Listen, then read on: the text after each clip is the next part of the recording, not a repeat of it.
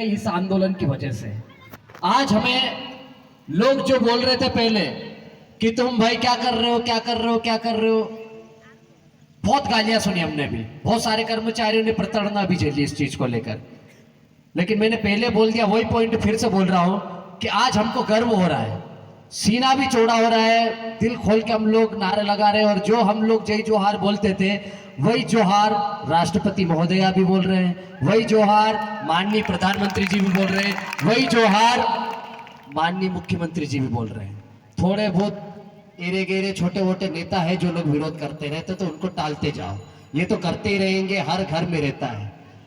हमारे एक कहावत है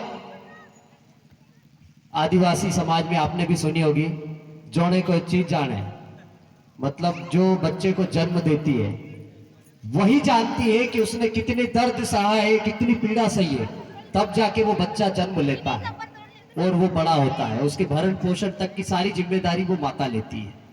पिता तो बस कमाने खाने में ही उसकी पूरी उम्र बाल सफेद हो जाते हैं और गुजरात जा जाके आजकल तो हमारी हड्डियां ऐसी दिखने लग गई है। तो ये जो काफिला चला है, जिसने इसकी शुरुआत की होगी, उस समय हम नहीं थे। आदरणीय डिंडोर साहब भी बैठे हुए हैं, खोकर साहब भी बैठे हैं, कुछ लोग हमारे बीच में उधर भी बैठे हुए हैं। तो ऐसे ही उस समय भी दो चार लोग ने सोचा कि यार आदिवासी समाज का कोई सोचने वाला व्यक्ति नहीं है, सभी समाज का एक संगठन है। आप देख लो, मुस्लिम समुदाय का अपना एक संगठन चलता है, उनकी धर्मशालाएं चलती है, उनके मदरसे चलते हैं। क्रिश्चियन समाज का अलग धर्मशाला चलता है, उनकी स्कूलें चलती है, उनका एक मिशन चलता है। हिंदू समाज का अलग चलता है, सिखों का अलग चलता है, जैनों का अलग चलता है। इस देश में 2%, 1%, 3%, 10%, 15% जितनी भी जनसंख्या है, सबके अपने अपने एक मिशन चलते हैं, उनका अपना अपना धर्मशाला है, उनके अपने अपने स्कूल है, यूनिवर्सिटीज है, कॉलेज है, सारी व्यवस्था है, उनके अपने धर्म ग्रंथ है। लेकिन आदिवासियों के लिए जब पूछते हैं कि तुम्हारा क्या है, तो हमारे पास कोई जवाब नहीं होता। कारण अशिक्षा। हमारे लोग जब अंग्रेज इस देश में शासन कर रहे थे तब इनको पढ़ने लिखने का अधिकार नहीं था। तब भी हमारे लोग, ये जो आधे आधे कपड़े वाले दिख रहे हैं, फोटोज ऊपर लगी हुई है और जिनकी मूर्ति का अनावरण करने जा रहे हैं हम लोग, ये लोग उस समय ब्रिटिश हुकूमत से, इस देश के साहूकारी जो व्यवस्था थी, जमींदारी व्यवस्था थी, उससे लड़कर इस देश की जल जंगल जमीन की रक्षा करते रहे, अपने आदिवासियों की रक्षा करते रहे, हमारी बहन बेटियों के शोषण अत्याचार के खिलाफ लड़ते रहे। उस समय आप सोच सकते हो, ना मोबाइल था, ना टेलीविजन था, ना कोई गाड़ी घोड़े थे। आज हमारे पास एंड्रॉइड मोबाइल है, आज हमारे पास गाड़ी घोड़े हैं, हम चाहे तो कहीं पे भी आधे घंटे 1 घंटे में आ जा सकते हैं। लेकिन सोचो उस समय ये व्यक्ति जिसकी मूर्ति लगाने के लिए आज हम इकट्ठा हुए, एक साधारण गरीब परिवार में जन्मा हुआ भाव सिंह के परिवार में टंट्या भील, छोटा सा दुबला पतला व्यक्ति था। हमारे निमाड़ में कहावत है, जो दुबला पतला व्यक्ति रहता है उसको फाटा बोलते हैं, और फाटा के हिसाब से ही उनका नाम टंट्या रखा था, टंटा करके ना। तो वो टंट्या क्या नाम था, टंट्या उस समय तो दुबला पतला होने की वजह से नाम रखा था। जब वो बड़ा हुआ, जब पैदा हुआ था उसी समय उसकी माँ चल बसी थी, लेकिन धीरे धीरे बड़ा हुआ, उसको जमींदारों से, साहूकारों से सामना करना पड़ा। ब्रिटिश गवर्नमेंट तो बहुत बाद में उसकी लड़ाई हुई। जब उसकी जमीनों पर कब्जा होने लगा गैर आदिवासियों का, तो वो बहुत प्रताड़ित हुआ। प्रताड़ित होकर उसने कोर्ट कचहरी के चक्कर लगाए, लेकिन न्याय नहीं मिला। न्याय नहीं मिला तो धीरे धीरे उसके अंदर विद्रोह की भावना पनपी, और जैसे विद्रोह की भावना आई तो उसने उन जमींदारों के खिलाफ अपनी क्रांति चालू कर दी। हमारे लोगों को इकट्ठा किया, जमीनों को छुड़ाना चालू किया, साहूकारों से जमीन वापस लेनी चालू करी। तो उन साहूकारों ने, उन जमींदारों ने मिलकर उसकी रिपोर्ट अंग्रेजों से मिलकर उसके खिलाफ में कार्रवाई करवाई। जब उसको लगा कि ये तो सब मिल बांट के खा रहे हैं और आदिवासियों का शोषण कर रहे हैं, तो उनने फिर अपनी फौज खड़ी करना चालू कर दी। एक छोटे से गांव में पैदा हुआ व्यक्ति संपूर्ण मालवा निमाड़ में ही नहीं, उधर बैतूल तक, गोंडवाना लैंड तक, सह्याद्री पर्वत जिसको बोलते हैं हम, सतपुड़ा पर्वत बोलते हैं, यहां तक कि नर्मदा बेल्ट, हमारा जो महाराष्ट्र बाउंड्री है, गुजरात की बाउंड्री है, अलीराजपुर तक का क्षेत्र, वहां तक का उनका राज था। वहां तक काम किया और संपूर्ण क्षेत्र में जितने भी शोषित लोग थे उनको रोटी, अनाज, जमीनें वापस दिलाने का काम किया। आपने देखा होगा, एक आर्टिकल हमने बीच में जारी किया था, 1876 में इस देश का सबसे भयंकर अकाल आया। उसको ब्रिटिश गजेटियर में ग्रेट इंडियन फेमिनो कहा गया है, उसको लिखा गया है 1876 को, और इस देश में उसको त्रिकाल अकाल कहा गया है। आज भी हमारे बड़े बुजुर्गों से आप बात करोगे डाले डाले से, तो वो बताएंगे कि यार बेटा बहुत भयंकर अकाल आया था। तो उस अकाल के समय हमारे लोगों की हड्डियां दिखने लग गई थी, पसलियां गिनाने लग गई थी, हमारे लोगों के पास खाने को अन्न नहीं था, 4-4 दिन में एक एक टाइम का खाना मिल रहा था।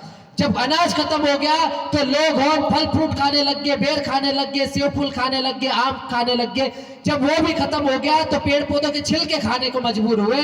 जब वो भी खत्म हो गया तो लोग होन इधर उधर से अनाज के लिए सोने के सिक्के देकर अनाज खरीदने के लिए तड़पते रहे, लेकिन अनाज नहीं मिल रहा था, और ब्रिटिश गवर्नमेंट उस अनाज को विदेश में निर्यात कर रही थी।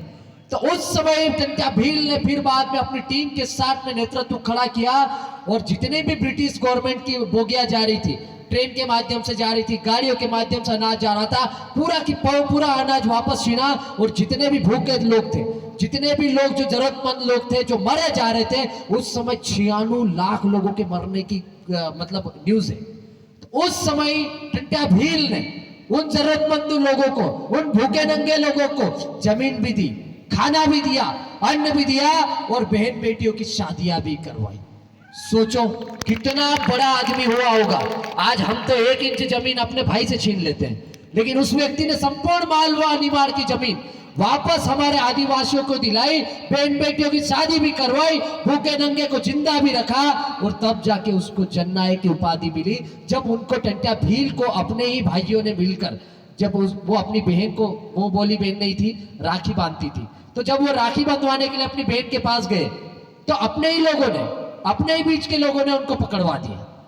जब पकड़वा दिया तो वहां से जब लोगों को पता चला कि टंट्या भील को ब्रिटिश गवर्नमेंट ने पकड़ लिया है, अंग्रेजों ने पकड़ लिया है, तो सोचो जबलपुर जा रही थी टीम लेकर उनको, लेकिन संपूर्ण जो ये रेल की पटरी थी, ट्रैक था, पूरे क्षेत्र में उस समय ना मोबाइल था, ना गाड़ी घोड़े थे, लेकिन ऐसी रातम रात खबर वायरल हुई, फैली कि पूरी ट्रेन की पटरी पर चारों तरफ आदिवासी लोगों का जमावड़ा हो गया।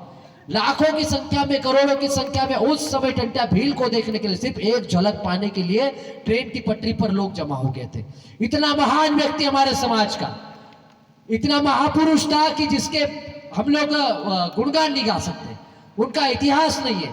आज हमारे जैसे कुछ लोग, आप जैसे कुछ लोग मूर्तियां स्थापित करके, कहीं से एक एक आर्टिकल लेके, 10-10 किताब पढ़ के, थोड़ा बहुत जानकारी लेकर लोगों तक वो जानकारी पहुंचाने की कोशिश कर रहे हैं। लेकिन कितनी विडंबना की बात है कि टंट्या भील की शहादत जो भी है, बलिदान हुआ है, 4 दिसंबर 1889 को हुआ है। आज से 150 साल पुरानी बात है, 150 पौने 200 साल पुरानी बात है, और हमको 150 पौने 200 साल बाद पता चल रहा है कि टंट्या भील इस देश का मालिक था, इस देश का बाप था। कितनी शर्म की बात है। क्या कह रहे हैं भाई, ये सवाल पूछो उन लोगों से, क्यों नहीं बताया हमको कि इस देश का मालिक टंट्या भील था? क्यों छुपा के रखा? क्यों नहीं इनको किताबें में पढ़ने के लिए जगह नहीं दी? क्यों इनके यहाँ इतिहास दबा के रखा? और कौन लोग थे जो इनकी मूर्ति पहले अनावृत नहीं कर रहे थे? क्यों नहीं उनकी मूर्तियां लगाई गई? क्यों नहीं उनका इतिहास में नाम लिया गया? क्यों नहीं उनके नाम पर, टंट्या भील के नाम पर चौराहे नहीं बनाए गए? आज हम लोग देखते हैं, कहीं पे भी जाओ, झाबुआ के किसी भी चौराहे पे जाओ तो किसी न किसी नाम पर चौराहे। जिन्होंने इस देश में एक उंगली नहीं कटाई, जिन्होंने नाखून नहीं कटवाए, उनके नाम पर चौराहे चल रहे हैं, उनके नाम पर शासन की योजनाएं चल रही, उनके नाम पर बड़े बड़े रेलवे स्टेशन है, उनके नाम पर यूनिवर्सिटीज है, उनके नाम पर हॉस्पिटल है। लेकिन इस देश का जो मूल मालिक है, इस देश का जो बाप है, उनको 150 पौने 200 साल बाद इस देश की सरकारें याद कर रही है। कितने दुख की बात है। लेकिन ठीक है, देर आए दुरुस्त आए, हमको खुशी है कि आप लोग कार्यक्रम कर रहे हैं, हम गर्व के साथ बोल भी रहे हैं। लेकिन सिर्फ रेलवे स्टेशन का नाम, चौराहे का नाम करने से ये बात नहीं बनेगी। हमारे लोग आज भी इस क्षेत्र में, गुजरात में पड़े हुए हैं, महाराष्ट्र में गए हुए हैं। हम लोग देखते हैं सुमित्रा दीदी जाती कर्नाटक में, तमिलनाडु में, वहां पर मजदूर, हमारे बंधुआ मजदूरों की तरफ गिरफ्त में पड़े हुए हैं, उन लोगों को लेने जाना पड़ रहा है। वहां पर मजदूरी नहीं मिल रही है और ना आने के लिए किराए दे रहे हैं। बंधुआ मजदूर बनाया गया, उनको गुलाम बना लिया गया। सिर्फ कर्नाटक या तमिलनाडु की बात नहीं, देश के ऐसे हजारों केसेस है। कोने कोने में हमारे लोग जो मजदूर करने जाते हैं, वह मजबूरी में फंस जाते हैं, आने के लिए किराया नहीं मिलता है, उनकी बहन बेटियों के साथ में शोषण करते हैं, बच्चे, छोटी छोटी बच्चों के साथ में बलात्कार होता है। बहुत ही शर्मनाक घटनाएं होती है हमारे साथ में। और हम लोग क्या कर रहे हैं यहाँ पे? नारे लगा रहे। एक आधिक चौराहे के नाम पर हमारा आदिवासी का नाम आ गया तो हम लोग खुश हो जाते हैं। कोई प्रधानमंत्री ने पीला गमछा डाल लिया तो ओ देखो ये प्रधानमंत्री जी हमारे हो गए। ऐसा नहीं भाई, वो एक सम्मान हो सकता है, लेकिन आदिवासियों का सम्मान तब तक नहीं बनेगा जब तक आपका समाज शिक्षित और आत्मनिर्भर नहीं बनेगा। आज हमारा व्यक्ति अपनी ही जमीन से बेदखल होके, अभी भाई साहब बता रहे थे संचालक महोदय, माही डैम में जमीन किसकी? ये ट्राइबल क्षेत्र, ये अधिसूचित क्षेत्र है, 244 एक लागू होता है। या 13(3) का जिसको हम परंपरागत ग्राम सभा बोलते हैं, उसको विधि का बल प्राप्त है, पैसा एक्ट भी लागू हो गया, लेकिन हमारे ही लोग हमारी जमीन से बेदखल हो रहे हैं। आज उनको मुआवजे के लिए संघर्ष करना पड़ रहा है।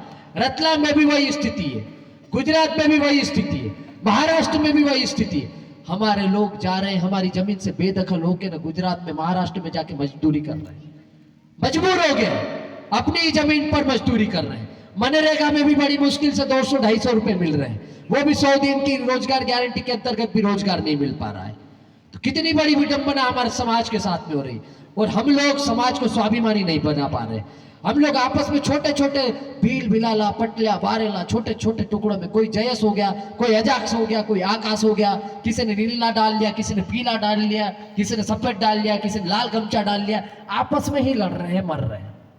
हमारा दुश्मन कोई दूसरा तीसरा आदमी नहीं है, हमारे ही समाज का व्यक्ति है हमारा दुश्मन।